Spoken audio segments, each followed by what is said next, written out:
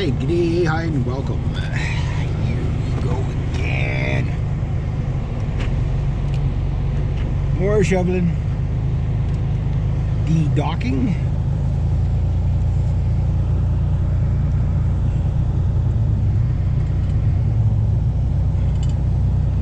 Yeah. So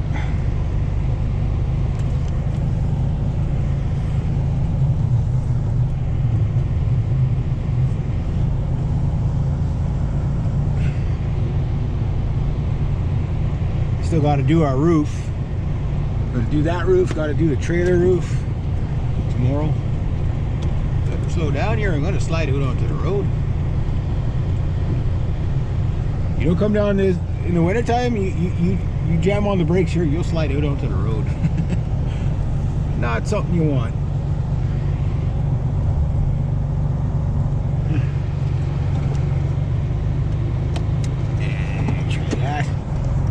Here we go again. A cold truck. Oh, the 20th today. So almost through February. 2/3 through, so 8 more days. Got 8 more days.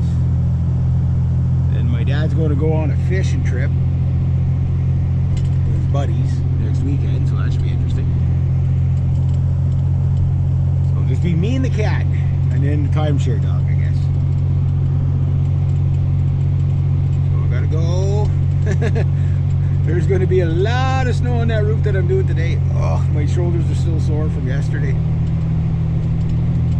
At least I got tomorrow off. Well, no, I don't. I gotta do my roof.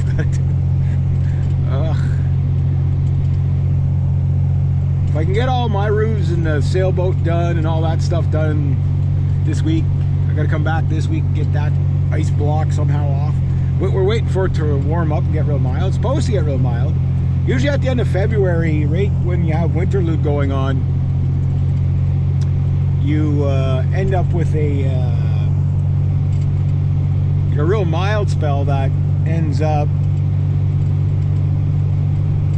basically, in a nutshell, it ends up melting everything, right? Gives you a little bit of, and that's a great time to get all the snow out of the way, because that's when it's the easiest to take off the roofs. Like, it's heavy and it's wet, but it's loose. You know what I mean? So I might have a few more roofs to do in the next couple of weeks. Well, make some money. It'll help me out for next year for sure, especially if I have to buy another vehicle. So yeah. Oh, but I am tired. My poor buddy must be so exhausted, like working the 2 jobs. Like, he works 15 hours a day on top of this stuff. Like I have no idea when he sleeps.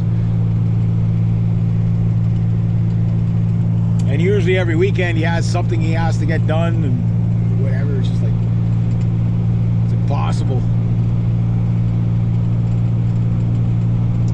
So I did okay. So far, I think I'm at about 700 and...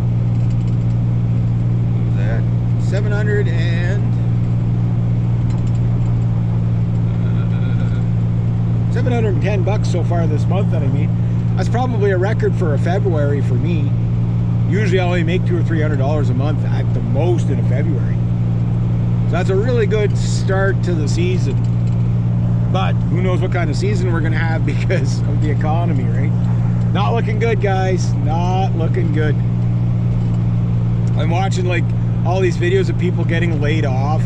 But they're mostly like office jobs, right? Because like office jobs, no offense to anybody working in an office job, but they're really,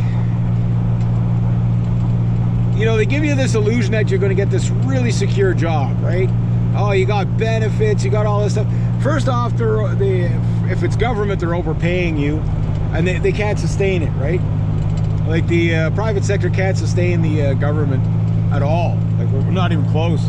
We don't pay enough taxes. We need all this other revenue from our oil and, you know, other things to be able to cover that, right? and it's expanding and expanding and expanding. Like almost all our job growth in Canada has been government subsidized jobs, government jobs or government subsidized jobs. So there's no real job growth, right? And this is everywhere. States is even worse, I think, in some ways. As bad as Canada is, States is worse in some ways.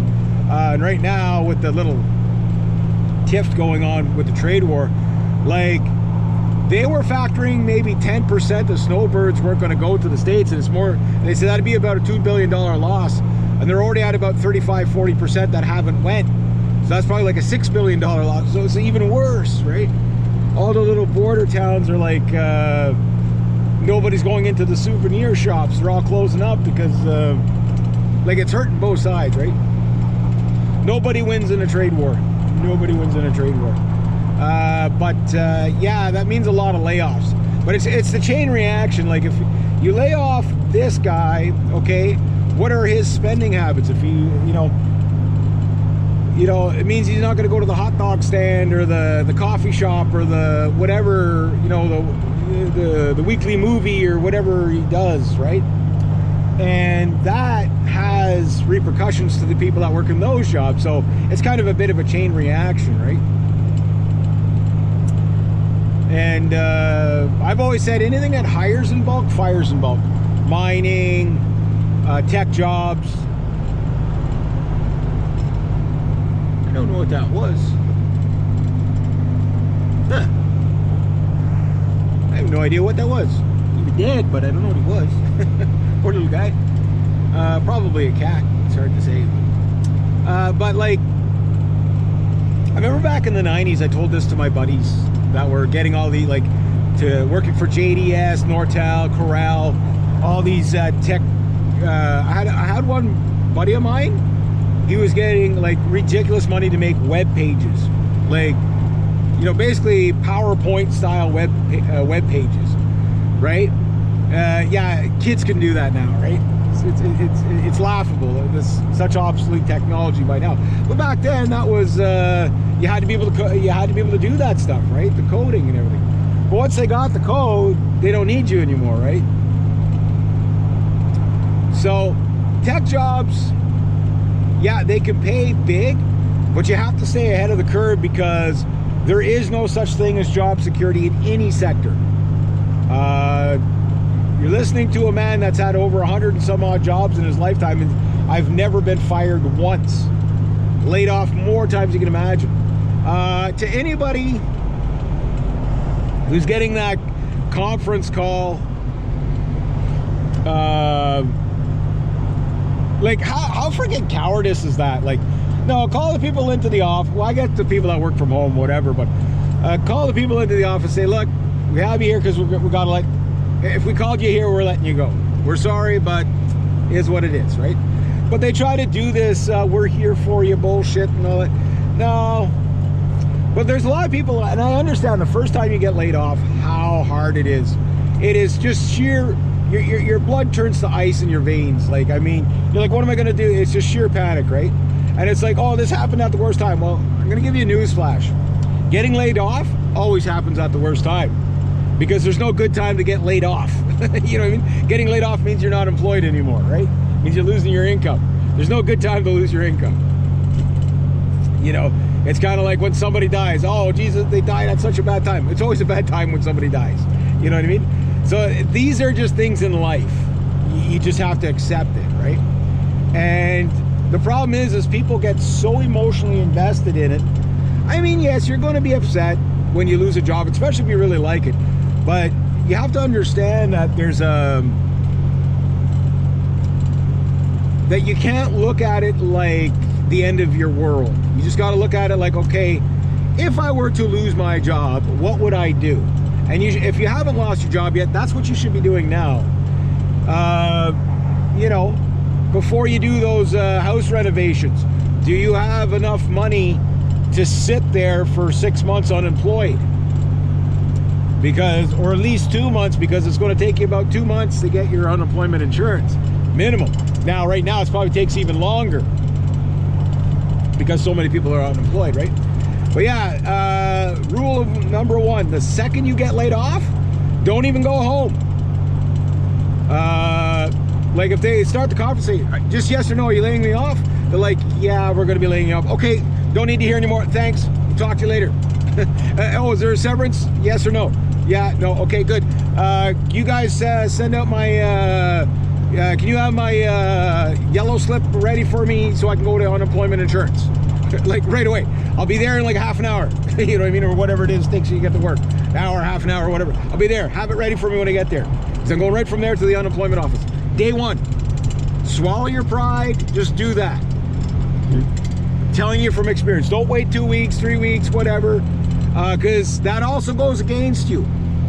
Because it shows that, oh, well, they waited 3 weeks to go for unemployment insurance. Oh, well, he can wait a little longer then. He's clearly not desperate. No, show them the desperation.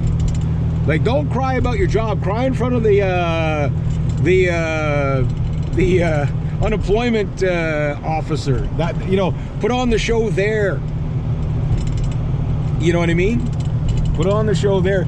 You know, I've already handed out job, like bring resumes with you to your unemployment office. I was handing out on, you know, resumes on my way in. You know, like put on a show, right? Put on a show. But have money. Don't have it in your bank account or something. Have cash, like just hardcore cash. You know, find a place to put it where it can't be tracked, right? And I'm telling you this from experience. Because if it's in your bank account, you have to spend every cent you have before they'll give you unemployment, right? I can't imagine there's a country that's different on that. So you got to be like, keep like $11 or something like that, you know, 88